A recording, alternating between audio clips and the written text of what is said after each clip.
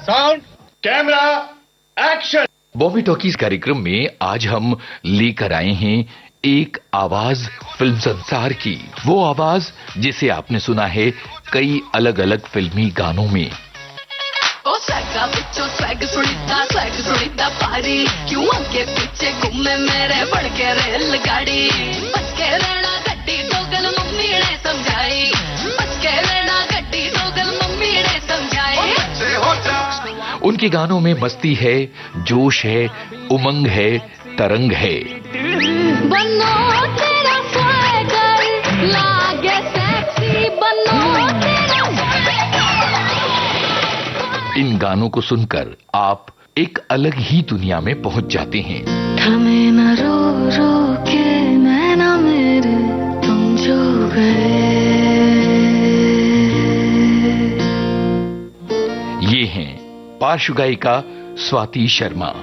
तो बॉबी टॉकीज कार्यक्रम में आज सुनिए पार्श्व गायिका स्वाति शर्मा से जी श्याम की बातचीत। श्रोताओं नमस्कार। आज एक युवा प्रतिभा जो है वो विविध भारती के स्टूडियोज में आई हुई हैं। उनकी मुस्कुराहट, उनकी ताजगी और उनका उत्साह और उनका काम जो है वो बोलता है और वो हमें नजर आ रहा है। अब आपको कैसे नजर आएगा? जाहिर है उनकी आवाज से नजर आएगा। और उनकी आवाज ने तो कहना चाहिए कि एक स्वैग ही पैदा कर दिया था। और ये फिल्म है तनु वेट्स मनु रिटर्न्स की बात है। आप थोड़ा सा रिकलेक्ट अगर कर सकते हैं, याद कर सकते हैं तो स्वैग क्या हुआ था समझ जाइएगा, क्योंकि वही गायिका जो है आज हमारे साथ हैं, स्वाति शर्मा। स्वाति जी, आपका स्टूडियोज में बहुत बहुत स्वागत है। आपका बहुत बहुत धन्यवाद श्याम जी, आपने मुझे यहाँ पे बुलाया और ये मेरे लिए बहुत बड़ी बात है। यहाँ पे आकर के इतने लेजेंडरी सिंगर्स यहाँ पे आते रहे हैं और आए हैं, तो मैं भी आज मुझे यहाँ पे आके आने का मौका मिला है तो मेरे लिए बहुत बड़ी बात है। और आपके सभी लिसनर्स को मेरा बहुत बहुत प्रणाम, बहुत बहुत नमस्कार। और यही मैं कोशिश करूंगी कि मैं उनको एंटरटेन कर पाऊँ। एंटरटेन तो आपने खूब किया है, अपने गाने से जो है पूरा जलवा बिखेर दिया है। उस गाने के बारे में कुछ बताइए और ये भी बताइए कि वो गाना आपको मिला कैसे और फिल्म इंडस्ट्री में आपने कदम किस तरह से रखा। जी, जिस गाने की आप बात कर रहे हैं उस गाने का नाम है बन्नो तेरा स्वैगर। तो ये गाना मतलब अपने आप में मतलब कहते हैं ना कि किसी के लाइफ में एक जैसे एक शोले मूवी होती है, तो वो ये गाना मेरे लाइफ का वही शोले है। तो मुझे लगता है कि ये गाना मतलब मैं बहुत बहुत बहुत ज्यादा अपने आप को मतलब लकी मानती हूँ कि मुझे ये गाना गॉड ने दिलवाया। अब कैसे दिलवाया, मैं जब मुंबई आई थी तो मैं, क्योंकि मेरा कोई कनेक्शन नहीं था तो कोई नंबर भी नहीं थे कि किसी को कांटेक्ट करूं, तो फेसबुक के थ्रू मैं लोगों को मतलब अप्रोच करती थी कि मैं गाती हूँ, आप एक बार ट्राई कर लीजिए। तो ऐसे करते करते मैं कई लोगों से मिली थी। फिर एक राइटर मिले थे AM तुराज सर, तो उन्होंने मुझे तनिष्क बागची जी से मिलवाया जो कि इस गाने के कंपोजर हैं। और कंपोजर एक्चुअली दो हैं, तनिष्क जी एंड वायु, बट तनिष्क जी से मैं मिली और उनको मेरी आवाज बहुत अच्छी लगी। तो वो ऐसे कुछ भी स्क्रैचेस वगैरह करते थे डेमो, तो वो मुझसे करवाते थे। तो बन्नो भी ऐसे डेमो के लिए ही करवाया था।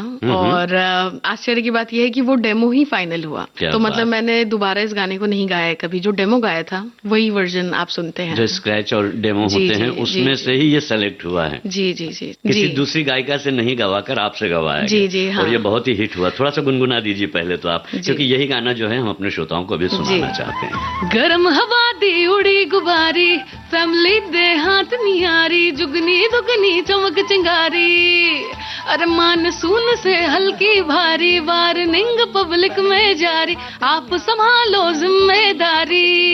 बात बात कर दी है, हाथ वात मार दी है, बैठे कभी ना बैक सीट, बनो तेरा स्वैगर लागे सेक्सी, बनो तेरा स्वैगर लागे सेक्सी, बनो तेरा स्वैगर लागे सेक्सी, बनो तेरा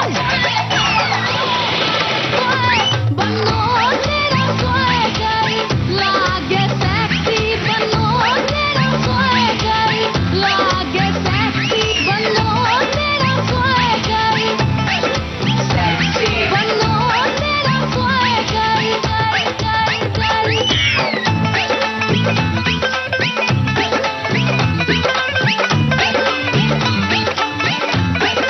सेक्सी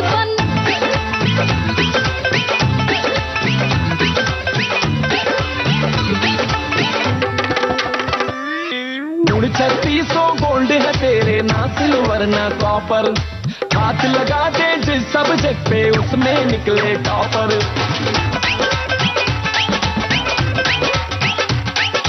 उड़ जाए अपनी हवा थाम के पंख निकल आए प्रॉपर, बनने पे एहसान है तेरा मान लिया जो ऑफर। सुने नहीं जिद करे करारी उस पर ये होशियारी, जुगनी दुगनी धार कटारी, आरी जारी समझ नहीं आ रही, भागेगी गली में सारी, कर लो जी भरपूर तैयारी। दूध फांद कर दी है, छलांग मार दी है, दिखती नहीं रिलैक्सिंग।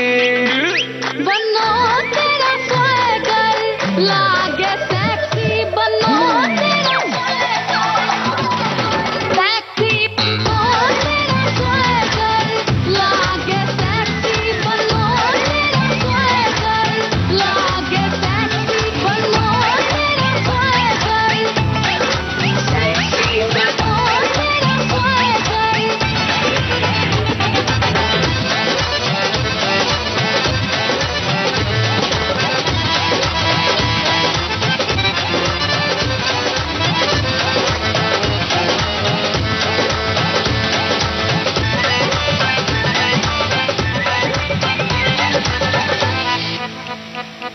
एक बार फिर स्वागत है स्वाति शर्मा जी आपका। एकदम शुरुआत ही ऐसे धमाकेदार हुई है और आपके जीवन की शुरुआत भी ये जो थी धमाकेदार ही थी। जी। इसके बाद का जो सफर रहा है उसके बारे में कुछ बताइए। हाँ, इसके बाद का जो सफर रहा है वो ये कह सकते हैं कि उतार चढ़ाव भरा रहा है, क्योंकि जब तक आपका कुछ आता नहीं है, जैसे बन्नो नहीं आया तो मैं ट्राई कर रही हूँ, किसी को पता नहीं है मैं कौन हूँ। तो इसके आने के बाद अपना सबसे बड़ा स्ट्रगल होता है कि और आगे गाने कैसे आते रहें, ये रहता है कि मैं और कैसे अच्छा गा सकती हूँ। क्योंकि बन्नो में मैंने एक्सपेरिमेंट किया था, तो जो मेरी यूजुअल आवाज थी उससे हटके मैंने गाया था, थोड़ा सा नेजल करके, थोड़ा सा जैसे सेक्सी को सेक्सी ना बोल के सैक्सी, स्वैगर, स्वैगर बोला आपने। स्वैगर मतलब मैंने उसको जो जैसा प्रोनाउंसिएशन है उसको चेंज करके गाया कैरेक्टर के हिसाब से, क्योंकि कंगना जी हरियाणवी कैरेक्टर प्ले कर रही थी, जिनको कि इंग्लिश बोलने का शौक है बट बोल नहीं पाती हैं। तो ये मुझे जो बताया, ये तनिष्क जी ने बताया, उन्होंने बोला कि ये ऐसा कुछ करना पड़ेगा, ट्राई करते हैं। तो इसमें उनका भी बहुत बड़ा श्रेय है। और तो वो वैसे था, तो लोगों ने जब सुना तो उनको लगा कि हो सकता है ये ऐसा ही गाती होगी, हाँ। या एक इसी तरह की आवाज होगी इसकी। तो फिर वो बहुत सिलेक्टेड गाने, मतलब जब वैसे गाने आएंगे तो हम आपको बुलाएंगे, वो वाला सीन हो गया था। तो उसको तोड़ना, अब वो क्योंकि गाना भी इतना बड़ा रेज बन गया कि आज भी उस गाने को उतना ही प्यार मिलता है। बिल्कुल। तो उससे निकलना कि नहीं मैं और भी गा सकती हूँ, मेरे और भी जॉनर्स हैं जिसमें मैं गा सकती हूँ, वो थोड़ा मुश्किल भरा था। हाँ, बट इवेंचुअली मैं बहुत ग्रेटफुल हूँ कि गॉड ने मुझे मौका दिया है और अच्छे अच्छे म्यूजिक डायरेक्टर्स और मिलते रहे, जिनके थ्रू मेरे कई गाने फिर बाहर आए। जी हाँ, तनिष्क बागची और वायु इसके संगीतकार थे, और वायु जी ने जो है इसे लिखा था। और कह सकते हैं कि इस गीत के बोल जो हैं और आपकी आवाज, इसने जो है आपके करियर में जो है प्राण वायु फूंक दी। जी बिल्कुल। अब इसके बाद जो नेक्स्ट था, जो अगला कदम था या अगली जो अपॉर्चुनिटी थी, आपकी अवसर था, वो कौन सा था जिसमें आपने फिल्मों में गाया? तो ये तो है ही फिल्म का। इसके बाद फिर मैंने सोनू सूद सर की एक मूवी आ रही थी, तू तक तूतियां, तो उसके अंदर एक बहुत आइकॉनिक गाना रिक्रिएट कर रहे थे, रेलगड्डी। तो उसके लिए मुझे बुलाया था, तो फिर वो गाया मैंने। उसमें जो बोल आपके थे याद हैं आपको? जी वो तो मतलब मैं अपने गाने, मतलब मेरे बच्चे हो गए, अब अपने बच्चे को माँ बाप कैसे भूलेगा। बिल्कुल। वो तो मैं इसलिए सोते मैंने जागते बड़ी मुस्कुराहट के साथ पूछा था आपसे कि याद है ना आपको? हाँ, नहीं सोते जागते, मतलब वो तो बिल्कुल साथ में रहते। तो हमारे भी साथ रख दीजिए उन बच्चों को, हम भी थोड़ा सा देख लें। जी, तो उसका मैं एक पार्ट गाती हूँ, मुझे बहुत पसंद है। ओ स्वैगा विचो स्वैग सुनीदा भारी, क्यों आगे पीछे घूमे मेरे बन के रेलगाड़ी, जरा बच के रहना गड्डी तो गल मम्मी ने समझाई, जरा बच के रहना गड्डी तो गल मम्मी ने समझाई, पीछे हो जा पीछे हो जा पीछे हो जा सोहणिया साडी रेल गड्डी आई, पीछे हो जा सोहणिया साडी रेल गड्डी आई, पीछे हो जा सोहणिया साडी रेल गड्डी आई। पीछे हो जा, पीछे हो जा, नी पीछे हो जा सोहणिए साडी रेल गड्डी आई, पीछे हो जा सोहणिए साडी रेल गड्डी आई, पीछे हो जा सोहणिए साडी रेल गड्डी आई, पीछे हो जा सोहणिए साडी रेल गड्डी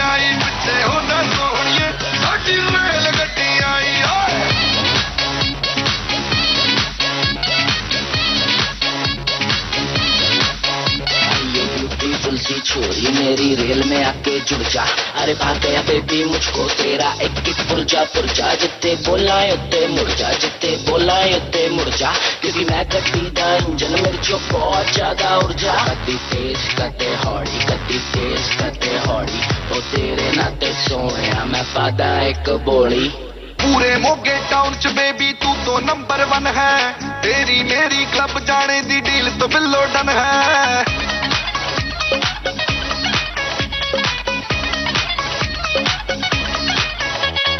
पूरे मोगे टाउन च बेबी तू तो नंबर 1 है, तेरी मेरी क्लब जाने दी डील तो बिल्लो डन है। ओ मतले तू अंगड़ाई नीचे आ जाए स्काई, ओ चपलू मैं अंगड़ाई नीचे आ जाए स्काई। पीछे हो जा, ओ पीछे हो जा, नी पीछे हो जा सोहणिए साडी रेल गड्डी हो जा सोहणिए साडी रेल गड्डी आई। पीछे हो जा सोहणिए साडी रेल गड्डी आई। पीछे हो जा सोहणिए साडी रेल गड्डी आई। पीछे हो जा सोहणिए साडी रेल गड्डी आई। आई आई आई आई आई आई, शिमर शिमर जाके रात कर ले आ पारी तेरी, स्नैपचैट उत्ते डोरी, स्टोरी देखा सारी तेरी, स्नैपचैट उत्ते डोरी। पीछे हो जा सोहणिए, पीछे हो जा सोहणिए। ओ स्वैगा बिचो स्वैग सुनीता पारी, क्यों आगे पीछे घूमे मेरे बढ़के रेलगाड़ी। बच के रहना गड्डी टोगल मम्मी ने समझाई, बच के रहना गड्डी टोगल मम्मी ने समझाई। पीछे हो जा, ओ पीछे हो जा, नी पीछे हो जा सोहणिए साडी रेल गड्डी आई। पीछे हो जा सोहणिए साडी रेल गड्डी आई। पीछे हो जा सोहणिए साडी रेल गड्डी आई। पीछे हो जा सोहणिए साडी रेल गड्डी आई। पीछे हो जा सोहणिए साडी रेल गड्डी आई।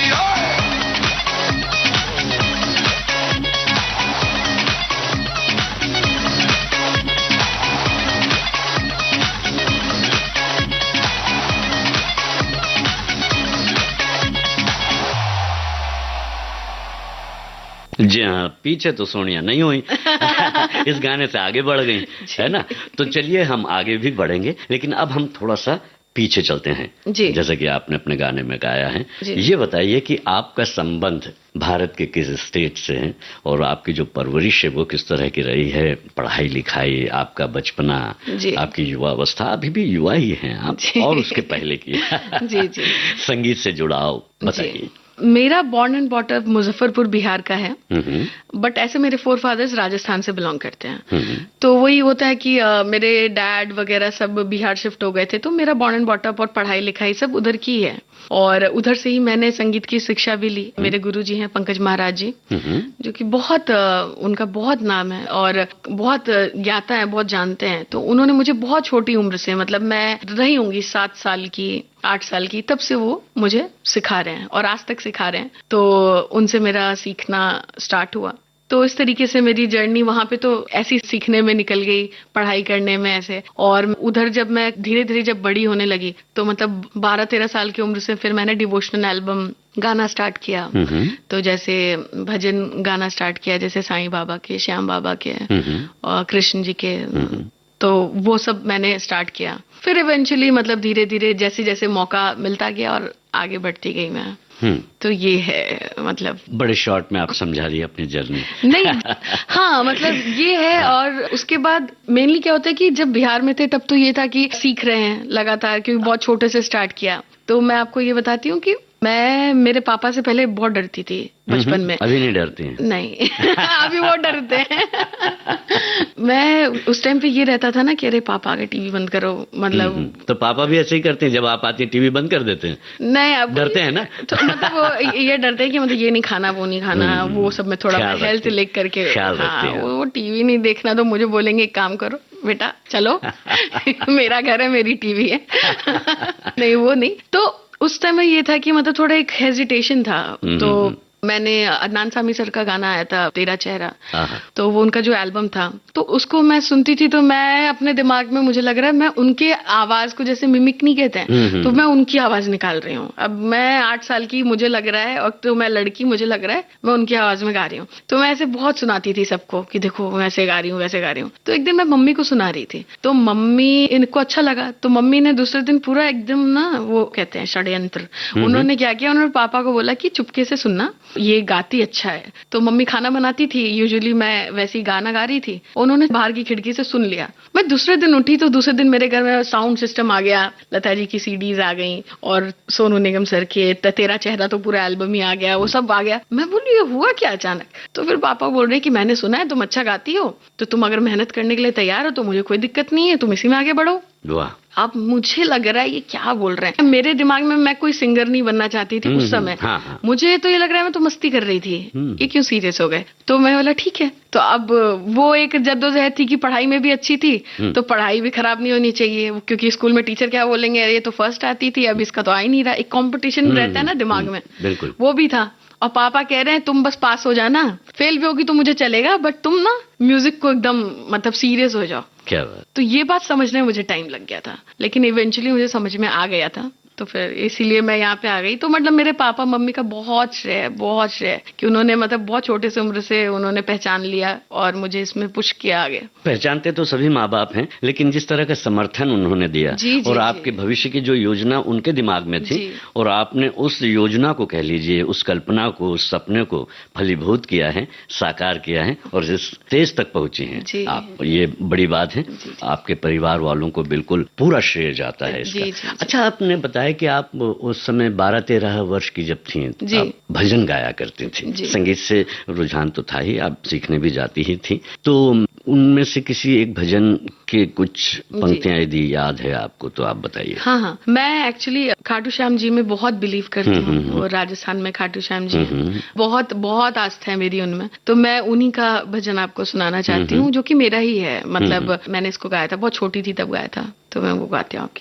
बाबा था स्यू कवे थारी लाडली, बाबा दर्शन दो एक बार, ओ बाबा था स्यू कवे थारी लाडली, बाबा दर्शन दो एक बार, आओ श्याम धनी थाने खम्मा घनी, मारे हिवड़े रे सुन लो पुकार, ओ मारे हिवड़े रे सुन लो पुकार।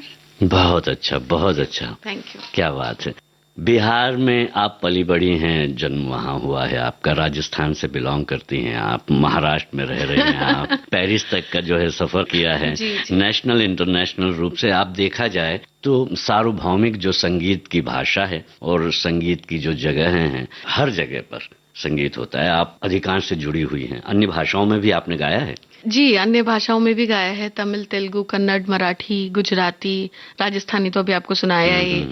जैसे स्वरा भास्कर जी की एक मूवी थी अनारकली और फारा, उसमें भी मैंने गाया है। तो उनका गाना क्योंकि बिहार बेस्ड था, तो उसमें थोड़ा बिहार का भी टेक्सचर लेके गाया है। टेक्सचर वो वाला सुन सकेंगे? जी जी।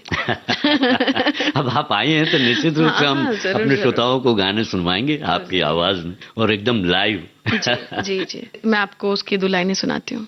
हमरा के कन्फ्यूजिया के गया, खिड़की से पटना दिखा के गया, हमरा ता चौखट के भीतरी जुलम है, सैया घुमक्कड़ को धरती भी कम है, दिखा सूट बूट जुल्मी तैयार, के मोरा पिया मतलब का यार, सूट बूट जुल्मी तैयार, ए मोरा पिया मतलब का यार। क्या बात है। कुल मिला के भाषा जो है वो अवरोध पैदा नहीं करती आपकी गायकी में? नहीं, इसके लिए मैं बहुत ग्रेटफुल हूँ, पता नहीं कैसे, बट हाँ, ये नहीं, अवरोध पैदा नहीं करती है। बिल्कुल, ऐसा लगता है कि आप उसी जगह की, उसी भाषा की सिंगर हैं आप, ये अच्छी बात है। और जो टेक्सचर है आपकी आवाज का, प्रभाव उसमें निश्चित रूप से आज भी नजर आता है, और वो सकारात्मक प्रभाव है अदनान सामी जी का। नहीं, मतलब ये सकारात्मक रूप से बोल रहा हूँ मैं, एकदम पॉजिटिव वे पर बोल रहा हूँ कि आपके पास में वो पूरी वेरिएशंस है, वो तो एक तरह से गाते हैं और उनका अपना अंदाज है। लेकिन आपके गाने अभी जब हम सुन रहे हैं तो बन्नों से लेकर भजन और ये हर जगह आप उसी भाव के साथ और उसी अंदाज में गा रही हैं, तो आप एक्चुअली वर्सेटाइल जो हैं सिंगर हैं। मैं एक्चुअली कोशिश करती हूँ कि मैं ना जो गाना मुझे मिला है तो उसको पूरा जस्टिफाई करूँ। अभी जैसे सैड सॉन्ग अगर आप सुनेंगे तो मैं कोशिश करूंगी कि आपको वो सैडनेस आप तक पहुंचे, और जब डांसिंग नंबर गाऊंगी तो मेरी ये उम्मीद रहेगी कि आप उठ के नाचने लगे, तो ये रहता है। तो ये मैंने बहुत इसके ऊपर काम किया है कि मुझे जिस तरह का गाना मिले मैं कोशिश करती हूँ अपना 100% दूं, और वॉइस से बहुत एक्सपेरिमेंट करती हूँ, बहुत ज्यादा। कभी नेजल करके गा दूंगी, कभी थोड़ा सा देहाती बना के गा दूंगी, कभी एकदम ही ऐसा फैंसी। बिल्कुल बिल्कुल बिल्कुल, वो भी जरूरी है। जब स्टेज आप करती हैं उस पर भी हम बात करेंगे। अभी आपने कहा था कि जब आप सैड कोई गाना गाती हैं जी तो सामने वाला उसे सुनकर निश्चित रूप से दुखी होता है। दुखी से मतलब वहां तक पहुंच, उस फील करता है। ऐसा वो गाना मुझे याद आ रहा है, वरुण धवन और कियारा आडवाणी। वरुण धवन और कियारा आडवाणी का वो कौन सा गाना था? बहुत ही प्यारा गाना है। जी, एक्चुअली उस गाने का नाम है तुम जो गए, और जुग जुग जियो में ये गाना है। जुग जुग जियो मूवी का गाना है जो कि धर्मा प्रोडक्शन से आई थी। तो इस गाने का मैं थोड़ा स्टोरी आपको सुनाना चाहती हूँ। बिल्कुल सुनाइए। तो ये गाना मुझे अजीम दयानी सर हैं जो कि म्यूजिक सुपरवाइजर हैं, तो उन्होंने मुझे ये गाना बोला कि ट्राई करने के लिए, और जब मैंने गाना सुना, जब उनके कंपोजर जो हैं पोजी, उन्होंने मुझे अप्रोच किया इस गाने के लिए, तो जैसे ही उन्होंने ये गाना मुझे फोन पे गा करके 2 लाइन सुनाया और उन्होंने बोला कि आप एक बार उधर से गा के बताइए, तो मैं जैसे ही उन्होंने गाया मैं बहुत खुश हो गई। मैं इसलिए खुश हो गई क्योंकि मुझे ये जोन में गाना था और बहुत टाइम से गाना था। अब जिसने गाया है बनो तेरा स्वागर, अब उससे आप उम्मीद कर रहे हैं कि ये soft romantic number, sad song कुछ वैसा गाए, तो मुझे जब ये मौका मिला तो मैं बहुत खुश हुई। ये अजीम सर का विजन है, तब मुझे ये गाना गाने का मौका मिला और इसको मैंने गाया है। वो आप सुनिए, बहुत प्यारे इसके बोले हैं, गिन्नी दीवान ने लिखा है, बहुत प्यारे बोले। और फिल्माया भी बहुत अच्छा गया है। जी, मतलब वरुण धवन जी और कियारा आडवाणी, मतलब अमेजिंग। मतलब मैं तो कहते हैं ना कि दोनों हाथ में लड्डू, अब मैं खुश। तो लड्डू दोनों खा रही हैं आप कि एक ही हाथ का खा रही हैं? मैं दोनों हाथ से खा रही थी और सैड सॉन्ग गा रही थी, लेकिन मैं खुश थी। बताइए बताइए। ये भी आध्यात्म है जीवन का। बना के है दुखी, जी। दुखी कर रहे हैं लेकिन आप खुद लड्डू खा रहे हैं। जी। तो ये है कला जो आपको हर रूप दिखाती है, और कला के माध्यम से आप उन रूपों को बाहर लेकर आते हैं, लोगों तक पहुंचाते हैं। ये उसकी साधना है। चलिए ऐसा करते हैं, हम भी इस गीत को सुन लेते हैं, जुग जुग जियो फिल्म का। जी।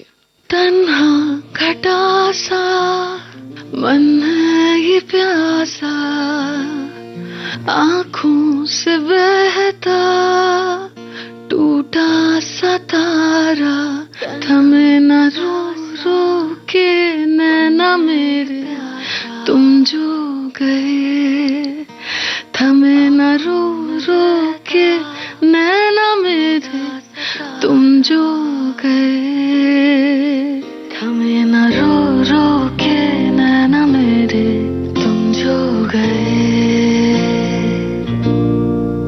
थमे न रो रो के नैना मेरे तुम जो गए।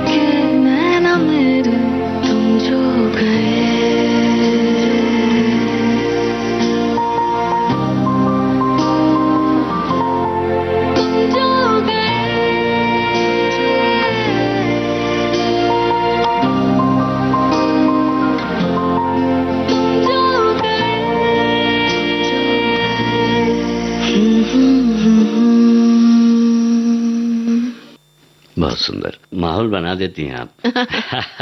अच्छा, हम ये जानना चाहते हैं कि जब आप संगीत सीख रही थी तो कहाँ तक आपने संगीत सीखा है? मैंने संगीत विशारद का पूरा कोर्स किया है। मेरे गुरुजी मुझे सिखाते थे और डिग्री कोर्स है प्राचीन कला केंद्र से मैंने किया। जी। तो जो गाती हैं आप उसमें संगीत जो है, सीखा हुआ संगीत आपका, शास्त्रीय संगीत जो है, कितनी मदद करता है? बहुत मदद करता है। एक्चुअली बेस आपका स्ट्रांग हो जाता है। मैं ये नहीं कहूंगी कि मैं out and out classical singer हूँ और वो सब। मैंने इस क्लासिकल सिंगिंग को इस तरीके से लिया अपने लाइफ में कि मुझे अपने नोट्स पक्के करने हैं, जो आप वर्सेटैलिटी सुन पाते हैं तो वो उसकी वजह से है। तो थ्रो, जो वॉइस में थ्रो रहता है, एक स्ट्रेंथ रहती है, तो उस तरीके से मैंने क्लासिकल सिंगिंग को यूज किया अपने लाइफ में। तो यही रोल था उसका। इतना रोल है और ये महत्वपूर्ण रोल है बहुत ज्यादा, क्योंकि कभी आप जाते हैं कोई गाना गाते हैं तो आप कंपोजर भी एक्सपेक्ट करते हैं कि आप तुरंत उसको बिना टाइम वेस्ट किए उसको ग्रैस्प कर लें और गाएं। तो वो तभी हो पाता है क्योंकि जब आप इतना करते रहते हैं प्रैक्टिस, क्लासिकल सिंगिंग का नोट्स का प्रैक्टिस करते रहते हैं, राग्स गाते हैं, तो वो उससे आता है। रियाज जो है जी, वो आपको परफेक्ट बनाता है। जी जी, अभ्यास। जी। कुछ शास्त्रीय, उपशास्त्रीय जी कुछ सुनाएंगे आप? हाँ, मैं सुनाती हूँ। एक राग है मियां मल्हार, ये मेरा बहुत फेवरेट राग है। तो इसका मैं एक छोटा सा बंदिश सुनाती हूँ आपको। बिल्कुल। गरजत आयो रे घन, गरजत आयो रे घन, घुमड़ी घुमड़ी बरसे चमके, घुमड़ी घुमड़ी बरसे चमके, ए भी जारी रही रही डराए, गरजत आयो रे घन। क्या बात है, बहुत अच्छा। शास्त्रीय संगीत और फिल्म संगीत के बीच में आप फर्क क्या देखते हैं? बहुत फर्क है। मतलब फिल्म संगीत में आप थोड़ा कमर्शियल होकर के। कमर्शियल मतलब पैसा लेकर गाते हैं? उसकी बात तो मत ही कीजिए। नहीं, कमर्शियल इन द सेंस की वॉइस का जो आप थ्रो करते हैं, कैसा होता है? थोड़ा जैसे कि अभी सैड सॉन्ग गाए तो तुम जो गए, उसके बाद जैसे अभी बन्नो गाए तो उसको थोड़ा सा क्वर्की बना करके बन्नो तेरा स्वागर, तो वॉइस से बहुत खेलते हैं। कमर्शियल जो बॉलीवुड है उसमें आप वॉइस से बहुत खेलते हैं। क्लासिकल सिंगिंग में अपना ये रहता है कि थोड़ा एक तो गंभीर वो रहता है, आप वो मजाक मस्ती वहाँ पे वो नहीं रहती। वहाँ पे क्या है, नई नोट लगे तो गुरुजी डांट देंगे। हाँ, जिस राग का है उसी राग में गाना पड़ेगा। हाँ, उसी में गाना होता है, उसमें आप ज्यादा नहीं। हाँ, लेकिन राग के बहुत पहलू होते हैं। अभी जो डीप बहुत घुसे हुए होते हैं, मतलब बहुत बड़े जानकार होते हैं, तो वो तो मतलब एक राग को आपको कितने देर तक सुना सकते हैं और कितने तरीके से सुना सकते हैं। कई शेड्स होते हैं। तो वही वो कहते हैं ना कि सबका अपना एक फोटे होता है। एक होता है कि नहीं, इसमें मैं थोड़ा कॉन्फिडेंस ज्यादा है, तो वो रहता है। तो जब आप सीख रही थी तब आप फिल्म संगीत नहीं करती थी, गाती थी? नहीं, मैं गाती थी। मैं फिल्म संगीत, हाँ, मैं बहुत फिल्म संगीत गाती थी और खुद से गाती थी, सुन के। जैसे कि मैंने आपको बताया अदनान सामी सर से स्टार्ट किया था मैंने, तो वो वैसे गाती थी। फिर सोनू निगम सर के गाने गा रही हूँ। फिर एक दौर ऐसा आया कि मेरे पापा ने मेरे को बोला कि तुम कोई नए गाने नहीं गाओगी जब तक कि तुम लता जी के 10 गाने नहीं सुना दोगी मुझे। अच्छा। अभी तो मेरे ऊपर से हवाइयां उड़ गई, क्योंकि मैं ना उस टाइम क्लासिकल सीखती थी ना कुछ। अब मैं गाने सुन रही हूँ, बहुत डिफिकल्ट लग रहे हैं। मैं बोलूँ अब ये तो एकदम बैन ही लगा दिया। और मैं अपने पापा का मतलब ऐसे मानती थी बात, अभी मानती हूँ, मतलब ऐसे मानती थी उस समय तो और ज्यादा ओबीडियंट। क्यों, वो बोल दिया नहीं गाना है तो स्कूल में भी जा रही हूँ तो टीचर लोग फरमाइश कर देते थे अक्सर मुझसे, अरे स्वाति ये गाना सुनाओ ना।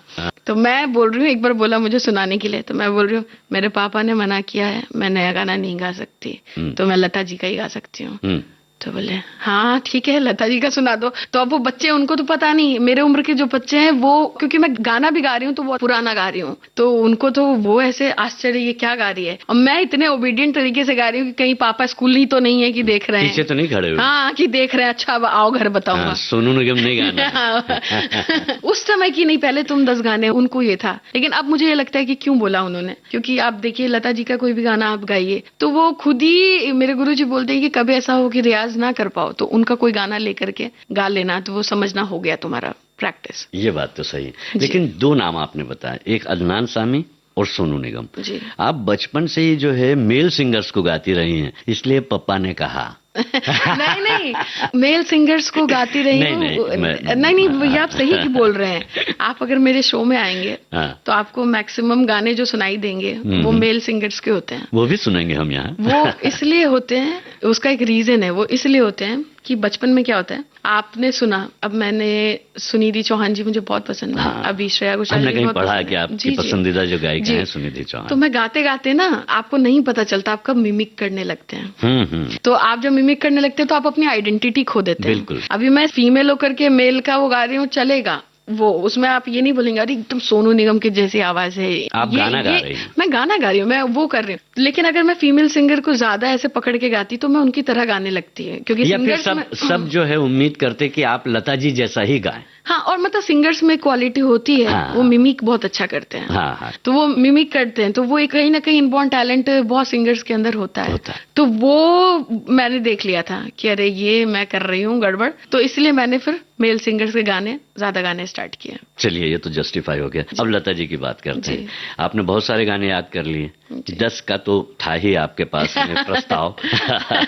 उनमें से कौन सा गाना है आज आप यहाँ पर हमारे श्रोताओं को सुनाना चाहेंगे? मैं उनके एक्चुअली मुझे 2 गाने, ऐसे तो कितने गाने हैं पर ये 2 गाने मुझे बहुत ही पसंद है। तो एक तो ये है तेरा मेरा प्यार अमर, तो एक इसकी कुछ लाइनें सुनाना चाहूंगी आपको। क्या कहा है चांद ने जिसको सुन के चांदनी हर लहर पे झूम के क्यों ये नाचने लगी। तुझको देखूं देखूं जिधर फिर क्यों मुझको लगता है डर। मेरे जीवन साथी बता दिल क्यों धड़के रह कर। तेरा मेरा प्यार अमर फिर क्यों मुझको लगता है डर। तेरा मेरा प्यार अमर फिर क्यों मुझको लगता है डर। तेरा मेरा प्यार अमर फिर क्यों मुझको लगता है डर। मेरे जीवन साथी बता तू दिल धड़के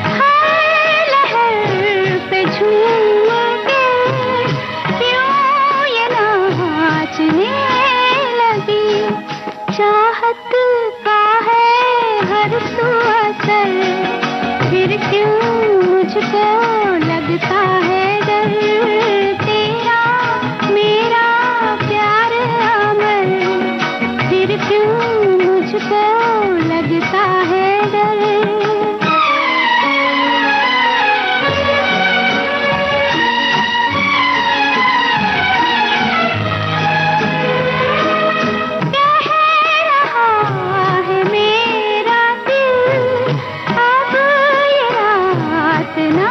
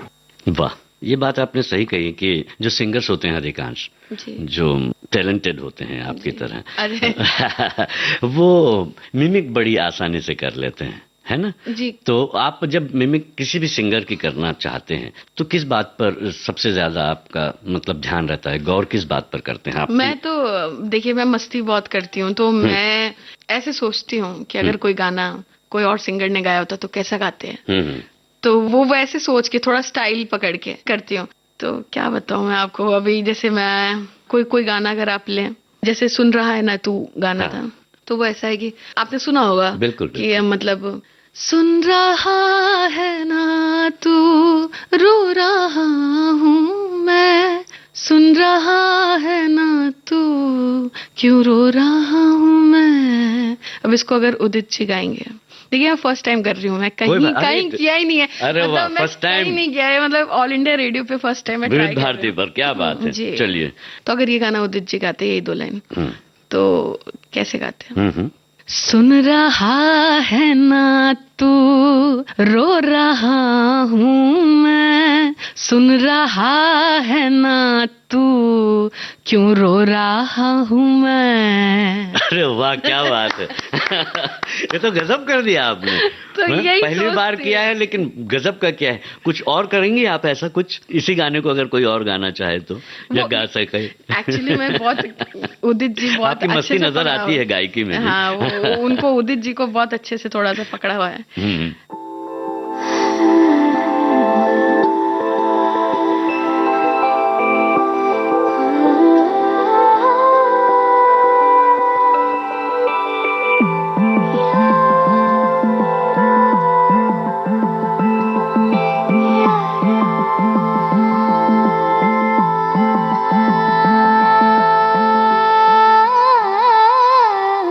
मंजिलें रुसवा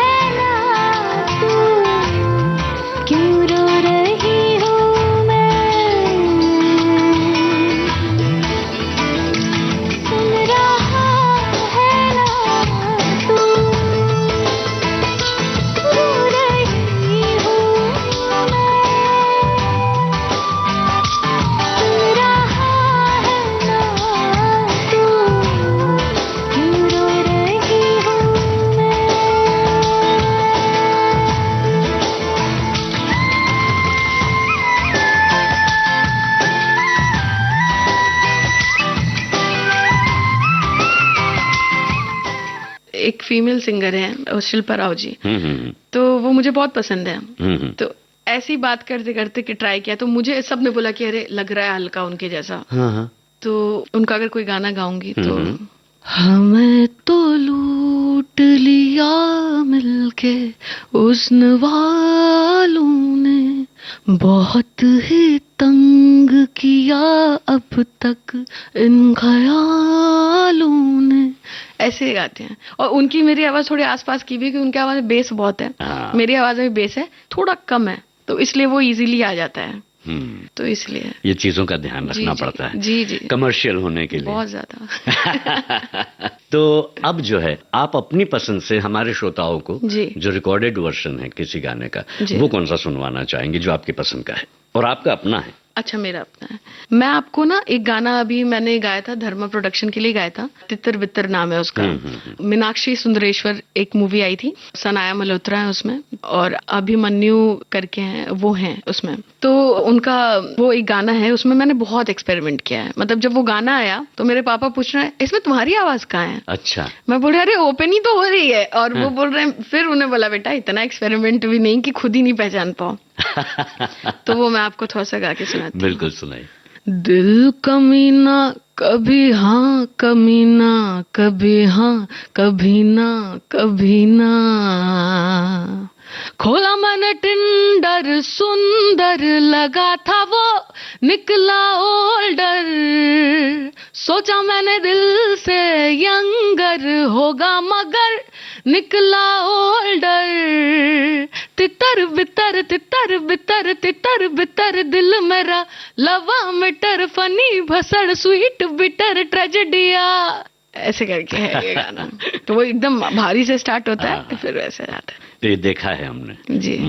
एनर्जेटिक है बहुत। जी जी। अच्छा, एक और है जिसमें आपकी आवाज और सोनू सूद हैं और प्रभुदेवा जो जी, है, जी जी जी, वो गाना भी बड़ा ही मतलब एनर्जेटिक गाना था वो। जी जी वो जी। कौन सा गाना था वो वाला? वो रेलगड्डी थी। रेलगड्डी थी। और एक में जो है नवाजुद्दीन सिद्दीकी और ये पूरा जो पूरा एक मस्ती का है कि हम भी नाचते, हमको तो सिर्फ नाचना ही आता है जी। वो गाना जो है जी, नवाजुद्दीन सर वाला जो गाना है वो फर्स्ट टाइम एक्चुअली जो डांस उन्होंने किया तो इसी गाने पे किया था। और ये गाना किया जी, और ये गाना मुझे बन्नों के बाद ही मिला था। अच्छा। एक तरीके से कहिए सेकंड गाना होगा, बन्नों के बाद मिला था। और साजिद वाजिद सर का म्यूजिक था और वाजिद सर ने मुझे डब किया था बुला के।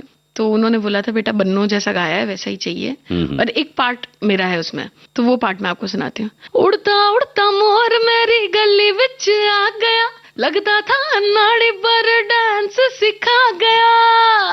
अरे उड़ता उड़ता मोर मेरी गली विच आ गया, लगता था नाड़ी बस डांस सिखा गया। ये मेरा पार्ट था उस गाने में। बाकी गाना तो फिर है दिव्या कुमार जी ने गाया है, तो वो वैसा है। शुरुआत आपसे होती है जी, जी, जी। और बड़े हिट तरीके। हाँ, तो इसको फिर आगे वेरिएशन भी है। उड़ता उड़ता मोर मेरी गली विच आ गया, लगता था नाड़ी पर डांस सिखा गया। वो पूरा अलग अलग वेरिएशन बहुत है उसमें। हाँ, वही एक ही लाइन को बहुत आगे पीछे। हाँ, जी, जी। और उसमें वो दूल्हे बने रहते हैं, वहां से उछल के कूद के फिर अलग अंदाज में बहुत अच्छा है, दर्शनीय है वो। और आपके साथ में गानों की बात हो रही है जी, जी। साथ ही साथ आप अपने जो व्यूज हैं इंडस्ट्री को लेकर और अपने काम को लेकर, इसे और कैसे आगे बढ़ाने के लिए आपने सोचा है? मैं तो देखिए, मैं आई थी तब मेरा यही मोटो था कि मुझे स्ट्रगल करके कैसे भी मतलब अपना मुकाम हासिल करना है, गाने गाने हैं। स्टार्टिंग में लगता था कि बस गाना आ जाए, गाना आ जाए, अब वो हिट हो कुछ हो, वो मुझे उतना तो मैं सोचा ही नहीं कि कभी कोई मेरा गाना हिट हो जाएगा। मेरा एक ही था मेरा गाना आ जाए, मतलब मैं स्वाति शर्मा नाम देख लूं, कोई गाना रिलीज हुआ है, कोई मतलब नहीं, कौन एक्टर कौन प्रोडक्शन, ये सब तो मैंने सोचा ही नहीं कभी। तो आज भी मेरा ये रहता है कि अब ये है कि मतलब जो गाने आए फिर धीरे धीरे समझ में आया कि क्वालिटी वर्क आना चाहिए। भले ही वो उतने गाने में साल में मेरे 10-20 ना आए, ठीक है 4 ही आए, लेकिन वो 4 गाने ऐसे आए कि जो इम्पैक्ट छोड़े हैं, जो आपको मतलब कहीं ना कहीं आप सुनना चाहें जिसको। तो अब मेरा वही है कि क्वालिटी वर्क आए, अच्छा वर्क आए। और स्ट्रगल तब भी चालू था, स्ट्रगल अब भी चालू है, और मुझे लगता है इस इंडस्ट्री में स्ट्रगल खत्म नहीं होता। स्ट्रगल जब तक मैं गाते रहूंगी, जो कि मैं गाते रहूंगी, क्योंकि मेरा ये है कि मैं मतलब अपने लास्ट मोमेंट तक भी, जब मुझे टाटा बाय बाय करने का समय आ जाएगा तब भी मैं गाना चाहती हूँ। तो इसलिए स्ट्रगल तो हमेशा रहेगा, और वही मैं कोशिश करते रहूंगी कि हर बार कुछ अलग गाऊं, कुछ लोग और आप गा भी सकेंगे, हम आपको शुभकामनाएं देते हैं, क्योंकि आपके पास में इतनी विविधता है और जो समझ है गानों की, सुर की, लय की, तान की, वो महत्वपूर्ण होती है और वही आपके साथ होती है। वैसे भी देखा जाए तो जो गायक होते हैं, अभिनेता जो होते हैं, वो मंची प्रोग्राम नहीं कर सकते उतने उस तरह से, लेकिन गायक जो है अपने उन्हीं गानों को तमाम मंचों पर प्रस्तुत कर सकते हैं। तो आप अपने हिट गानों को, आप अपनी गायकी को किन किन मंचों पर प्रस्तुत करती आई हैं और करना चाहेंगे? जी, एक्चुअली मैं स्टेज शोज करती हूँ और जो सबसे बड़ा ब्रेक थ्रू था वो ये था कि मैं पेरिस में जाकर के एफिल टावर पे मैंने परफॉर्म किया था। एफिल टावर पर परफॉर्म किया, किस तरह से आप? वहां तक बन्नो आ गया था और उसी के साथ साथ ये इसलिए इतना ब्रीफ में याद है कि बन्नो आ गया था और कुछ टाइम बीत रहे थे,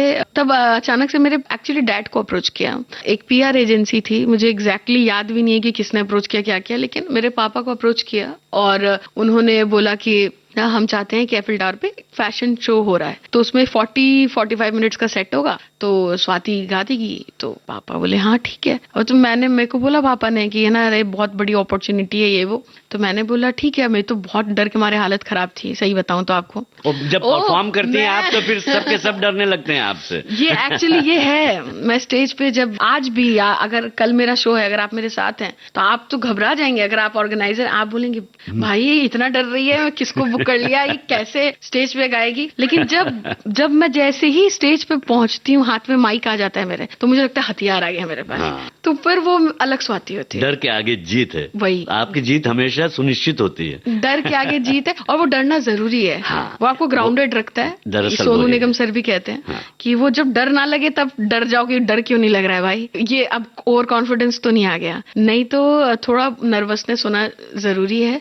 अब ऐसा भी नहीं कि आपके काम पे इफेक्ट हो जाए, आप जाकर के गा रहे हैं, सूर्य हिलने लग जाए, पर थोड़ा सा एक वो ग्राउंडेड होना जरूरी है। और वो जरूरत जो है उसको आप पूरा करती हैं। जी। तो वो वही, मुझे बहुत डर लग रहा था, फिर मैं गई वहां पे। तो मैंने वहां पे जाकर के कुछ गाने गाए और उसके बाद जब मैंने गाया था तो तब मैं सच बता रही हूँ, मुझे ये नहीं पता था कि ये ऐसा न्यूज आएगा कि मतलब कि I am the first singer कि जिसने एफिल टावर पे परफॉर्म किया है। वाह। तो फिर वो जब ब्रेक हुआ न्यूज, तो तब मुझे लगा रहे तो बहुत बड़ी बात हो गई। तो वो सबको बहुत अच्छा लगा, सबने बहुत बधाइयां दी। तो इवेंचुअली उसका स्टेज शोज मैं करती रही। मैं बहरीन में परफॉर्म किया है, दुबई में किया है, और भी बहुत कई जगह पे परफॉर्म किया है। इंडिया में तो करती रहती हूँ। सब जगह रिस्पांस कैसा रहता है आपको? मैं आपको बता रही हूँ, अभी बिहार में मैंने शो किया था जनवरी में, अररिया में।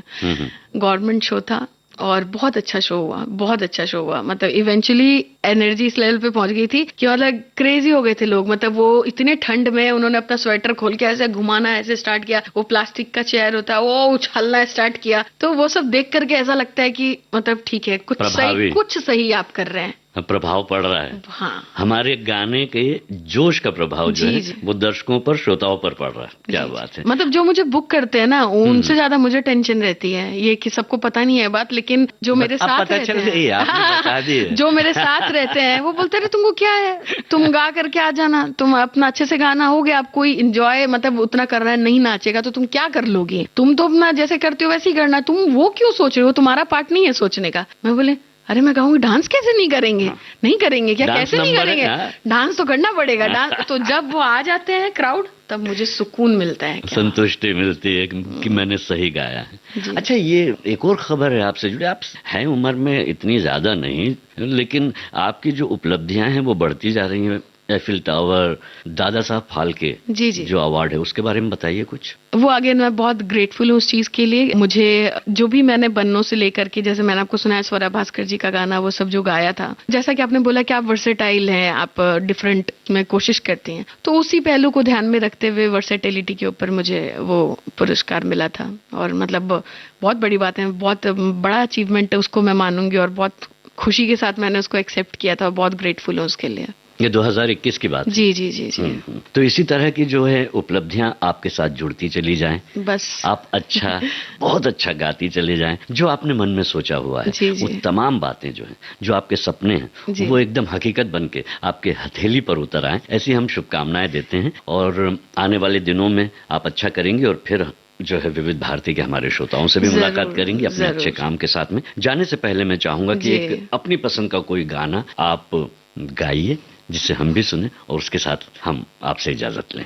तो ये गाना मेरा बहुत पसंदीदा है और आप लोगों को सभी को डेडिकेट है। विविध भारती में जितने भी आप लोग हैं, आप लोगों को भी डेडिकेटेड है और आपके सभी लिसनर्स को डेडिकेटेड है कि आपकी नजरों ने समझा प्यार के काबिल मुझे, दिल की है धड़कन ठहर जा, मिल गई मंजिल मुझे, आपकी नजरों ने समझा। बहुत बहुत धन्यवाद। लेकिन यहाँ पर मैं एक बात जोड़ना चाहूंगा कि ये मंजिल जो है अभी तक जो आपने पाई है, ये सिर्फ पड़ाव है, आगे तो और मंजिल है। आपका सफर निरंतर जारी रहे, सफलताएं आपको मिलती रहें, यही हम शुभकामनाएं आपको। Thank you so much. Thank you.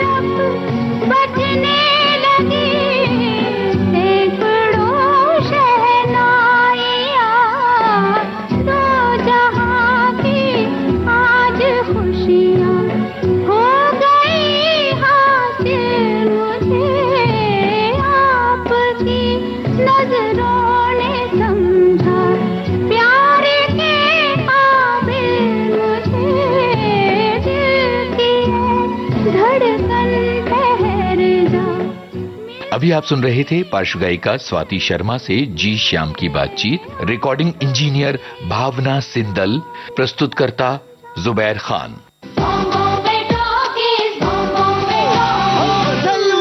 Digital अपना बॉम्बे टॉकीज, पिक्चर की कल्चर है अपना बॉम्बे टॉकीज।